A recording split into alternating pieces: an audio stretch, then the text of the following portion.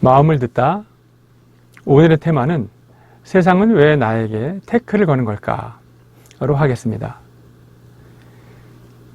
네, 오늘도 우리는 주어진 하루를 열심히 살아가고 있습니다. 남에게 싫은 소리 안 하고 또 남에게 싫은 소리 안 듣고 그저 묵묵히 성실하게 사는 게 정답이다 이렇게 생각하고 정말이죠. 오늘도 우리는 주어진 하루를 열심히 살아가고 있죠. 그런데 왜 세상은 우리를 가만히 내버려 두지 않는 걸까요? 어떤 때는 도대체 내가 뭘 그렇게 잘못했다고 세상은 나에게 이렇게 가혹한 태클을 거는 걸까 이런 생각이 날 때가 있습니다. 그 문제를 오늘 한번 함께 풀어보도록 하겠습니다. 차범근 선수, 우리가 너무나 사랑하는 한국 축구의 전설이죠. 19살의 나이로 최연소 국가대표가 되었고요.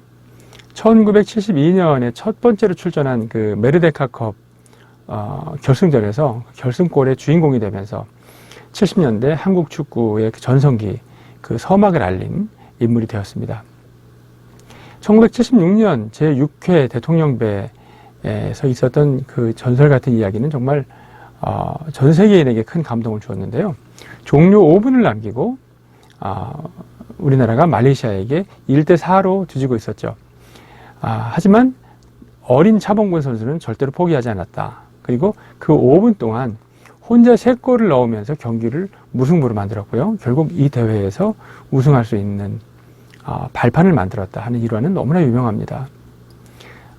그리고 그 후에 독일의 분데스리가로 무대로 옮겨서 세계적인 이 스타 플레이어가 되면서 이제 큰 활약을 하는데요. 10여 년간 372경기에 출전하면서 121골을 성공시켰습니다. 외국인 선수의 분데스리가 최다골 그 엄청난 기록의 금자탑을 세웠고요. 그런데 그 골들이 페널티킥 골은 한 골도 없고요. 모두가 필드골이다. 이렇게 해서 더욱더 자랑스러운 기록으로 기억되고 있습니다. 차붐 또는 갈색 폭격기라는 정말 너무나 멋있는 별명, 애칭으로 불리우면서 그라운드를 누볐고요. 1979년, 80년 시즌에 프랑크푸르트 팀 소속으로 데뷔했는데요. 첫 해부터 12골을 기록하면서 득점 랭킹 7위에 올랐다. 이런 정말 어마무시한 기록이 만들어지니까 도저히 이 사람을 따라잡을 수 없는 독일 선수들에게는 그야말로 눈에 가시 같은 존재가 되었겠죠. 네, 그렇게 시작된 두 번째 시즌 1980년 있었던 레버쿠젠과의 경기에서 정말 큰 사건이 하나 있었는데요.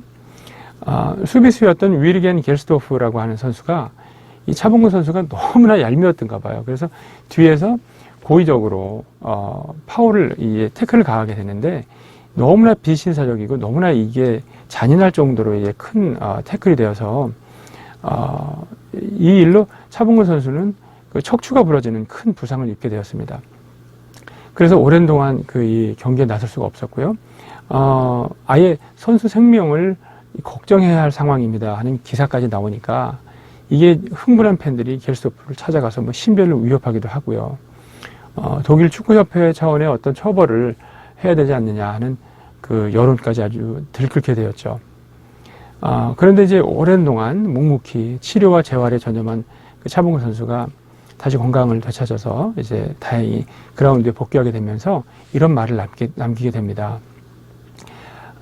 겔스도프의 태클은 경기 중 일어날 수 있는 경기의 일부였습니다. 그리고 나는 증오가 아닌 용서라는 기독교적 신념에 입각해서 그에 대한 형사적 고소를 거부하고 또 생각조차 하지 않습니다. 이런 말을 남기게 됩니다. 그런데 이제 1983년, 84년 시즌에 프랑크푸르트에서의 그 생활을 끝내고 이적하게 된 그 차범근 선수가 마침 이 레버쿠젠 팀으로 가게 된 거죠. 그리고 겔스도프와의 그런 일이 있었던 그 팀으로 가서 오히려 더 감동적인 그 명승부를 이어가게 되면서 정말 세계인들의 그 사랑과 존경을 한 몸에 받게 되었습니다. 그야말로 이 품격과 신앙이 무엇인지 알려준, 정말 인생을 사는 방법을 알려준 그의 그 멋있는 행동에 팬들은 크게 감동할 수밖에 없었고요. 이 이야기는 축구를 너무나 사랑하는 독일인들에게는 세대에서 세대로 지금도 전해지고 있습니다. 실제로 제가 1990년대 독일에 유학하던 시절에 그저 저를 보고 이게 한국 사람이다라는 그 이유, 차범의 나라에서 왔다 하는 그 이유로 그냥 가는 데마다 아주 따뜻하고 맛있는 커피 대접을 아주 많이 받았던 일들이 기억이 납니다. 자, 그럼 이제 현재의 우리들의 현실로 돌아와서 이제 가정을 해보시겠는데요. 우리가 지금 축구 시합을 하는 상황이다. 이렇게 가정을 하겠습니다. 우리 팀에 11명이 있고 상대편에 11명이 있습니다. 근데 우리 편 11명 중에 그냥 우리 같이 평범한 배 나온 아저씨들 잘 뛰지 못하는 아저씨들 10명이 있고 전성기의 차범근이 우리 팀에 있다. 그래서 11명이 되었다 생각을 하시고 또 저쪽 상대방은 그냥 평범한 아마추어 우리 같은 아저씨들 11명이 이제 경기를 하게 되었습니다. 그리고 심판의 휘슬에 따라서 경기가 시작되었다 라고 생각을 한다면 상대팀 선수 모두는 과연 누구를 집중 마크할까요? 과연 누구에게 태클을 걸까요? 하는 질문입니다. 차범근이죠. 당연히. 잘하니까요. 그렇죠? 열심히 하고 있으니까요. 최고니까요. 정말 그렇습니다. 그러면 우리의 이 삶과 우리의 생활에 비춰보면 오늘도 우리는 주어진 하루를 정말이지 열심히 살아가고 있을 뿐입니다. 그럼에도 불구하고 세상이 나에게 집중 마크하는 이유는, 세상이 나에게 태클을 거는 이유는 내가 잘하고 있다는 이야기가 아닐까? 내가 정말 열심히 살고 있다는 그 이야기가 아닐까? 자, 오늘의 추천음악 선율의 황제로 불리는 라흐마니노프의 교향곡 2번의 3악장입니다. 라흐마니노프는 그 첫 번째 교향곡이 본인이 기대했던 것과는 전혀 달리 아주 참담한 실패로 끝나게 되었습니다. 그러면서 아주 깊고도 심각한 그 우울감에 빠지게 되죠. 나중에는 정신과 치료를 받으면서 이 우울증을 치료해야 하는 상황에 이르렀는데요. 그리고 그 모든 그 어려운 시기가 다 끝난 후에 이 작품 두 번째 교향곡으로 재기하게 됩니다. 그러면서 대성공을 하게 되었고요. 두 번째로 글린카상도 수상하게 되었습니다. 그러면서 이 곡은 세계적인 명곡이 되었죠. 특히 이 3악장은 너무나 아름답고 감동적인 선율로 이제 드라마 배경음악 또는 여러 가지 음악에 응용되면서 유명한데요.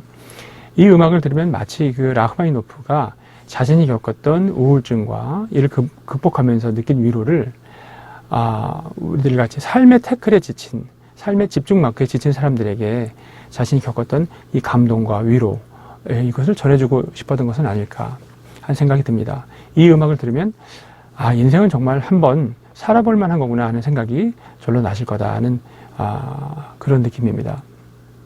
자, 오늘도 이 음악과 함께 차 한 잔의 여유를 가지시면서 열심히 살아온 나의 오늘 한번 생각하시고, 그래, 오늘 하루도 정말 수고했다 이렇게 한마디 해보시고요. 그 뒤에 들려오는 내 마음의 소리를 한번 들어보시면 좋겠어요.